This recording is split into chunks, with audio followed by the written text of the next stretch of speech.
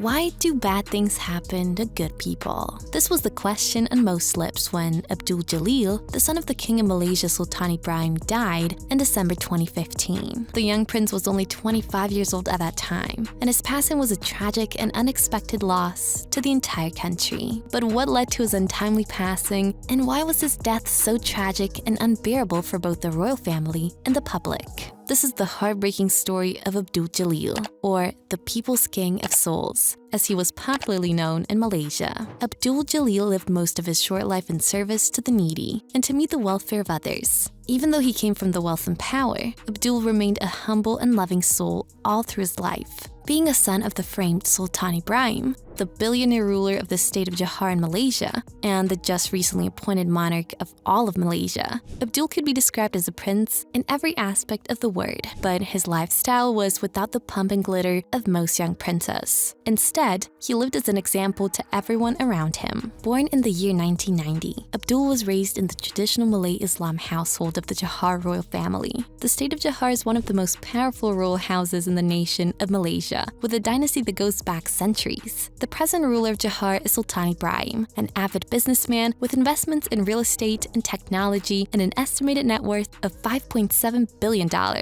He is married to Queen Zahra Sofia, and together they have 6 children, 5 boys and a girl. Abdul Jalil was the 4th child. As a child, Abdul got his elementary education in some of the best institutions in Malaysia, but went into Singapore immediately after high school to work as a zookeeper. The young Abdul was known to have a burning passion for wildlife and regularly volunteered to work at zoos and support animal shelters throughout his life. He would eventually spend 2 years in London, earning a diploma in zoology, after which he studied at the Orangutan Rehabilitation Center in Kabili Sepulak Forest Reserve. After his extensive education, he returned to Malaysia, and due to his influential background, he was offered an administrative office in the state of Johor. However, he stayed true to his calling to help the people, and turned it down to enroll in the Royal Malaysian Police Training Center.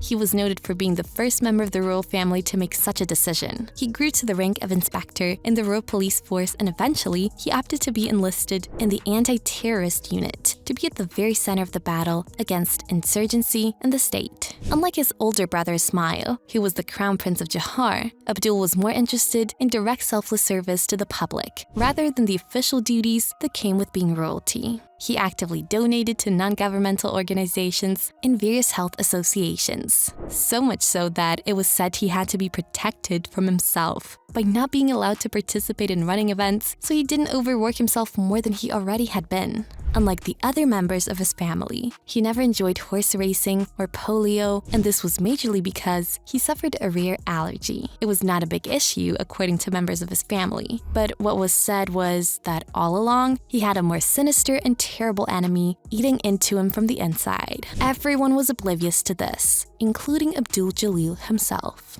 It would only be discovered later in his life, and by that time, it was already too late. Abdul may not have enjoyed race cars like his 2 car racing superstar brothers, Abu Rahman and Abu Bakr, but he had his own way of having fun. And true to his nature, he made sure he shared this passion with the rest of the public. Abdul was a big fan of sailing and believed he could inspire people with the sport. He also wanted to encourage people to learn sailing and at the same time make a living out of it. This led him to organize 2 mass sailing programs. He also launched the Legal Layar Malaysia, a sailing competition that rewarded winners with cash prizes, and also created international opportunities for talented athletes. These actions were highly appreciated by the public and earned him the nickname the People's King of Souls. Everything seemed perfect for the charming prince, who by now was an educated zoologist and a trained policeman. Sadly, things took a turn for the worst. In 2014, at only the tender age of 24,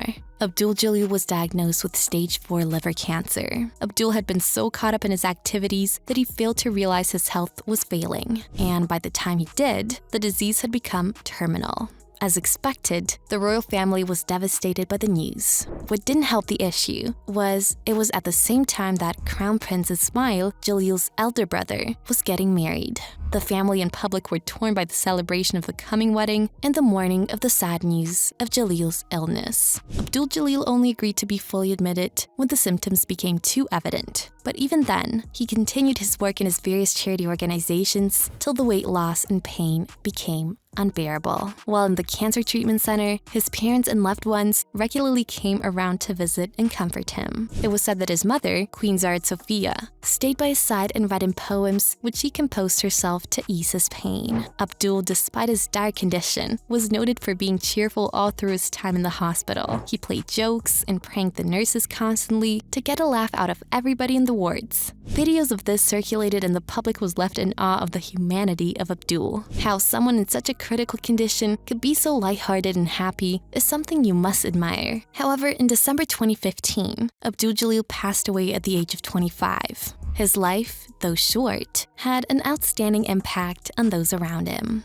Understandably, the royal family was crushed by the news of Abdul's passing. He was mourned by thousands, and at his stage burial, large crowds gathered to show their grief and gratitude to the young prince who lived his life for others. The question of why he had to die so young is one that nobody can answer. But as the devoted Muslim he was, it is believed that his good fortune will take him to a better place, as he lived an exemplary life here on earth. The royal family was deeply affected by the vacuum that Abdul's death created, particularly the Sultan himself, who, to honor the memory of his late son, decided to help every Malaysian with cancer, following the promise he made shortly after Abdul Jalil's death. The billionaire monarch carried out this promise by building the multi-million-dollar health facility, the Tunku Laksana Johor, which has since become the best cancer treatment center in all of the Southeast Asia. It is a center that has helped thousands of cancer patients with recovery and the management of their health conditions. The word Laksamana was taken from the nickname of Abdul, which he was called at home, and it means admiral. The health facility was named after Abdul to keep the legacy of his love for humanity alive for many ages to come. The Sultan was elected the king of all Malaysia in early 2024, and although Abdul was not alive to witness this big leap for the royal family of Johor, his memory is cherished and nurtured within the hearts of all his loved ones and the great people of Malaysia, who honor him as the people's king of souls. Thank you so much for watching. Leave a comment about what you think about Abdul Jalil's life and the wonderful legacy he has left behind.